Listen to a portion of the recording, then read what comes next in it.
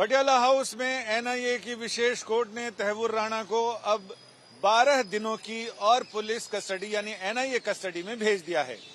पिछली बार Patiala house court में विशेष NIA के न्यायाधीश चंद्रवीर सिंह की अदालत ने 18 दिन की पुलिस कस्टडी में भेजा था, यानी एनआईए की कस्टडी में भेजा था, और अब 12 दिनों की कस्टडी के साथ ही 30 दिनों की कस्टडी की मियाद पूरी हो जाती है।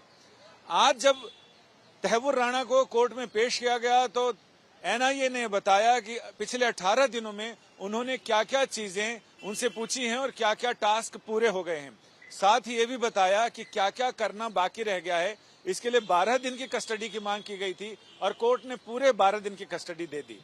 बाकी अन्य मामलों में जिसमें एनआईए इन्वॉल्व ना हो तो ऐसे में 14 दिन की कस्टडी दी जाती है, लेकिन एनआईए से जुड़े मामलों में चूंकि राष्ट्रीय सुरक्षा से जुड़े संवेदनशील मामले होते हैं, लिहाजा उनमें 90 दिनों के बीच 30 दिन की कस्टडी कुल दी जा सकती है और वो 30 दिनों की कस्टडी 12 दिनों की कस्टडी के साथ ही ये मियाद पूरी हो जाती है।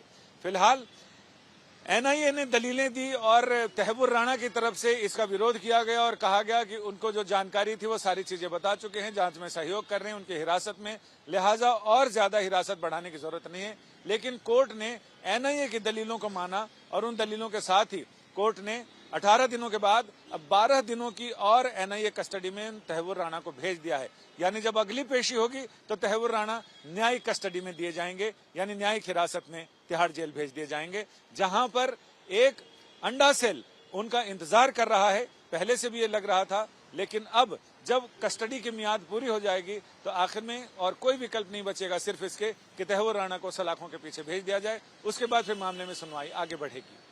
कैमरामैन मनीष के साथ संजय शर्मा, दिल्ली, आज तक।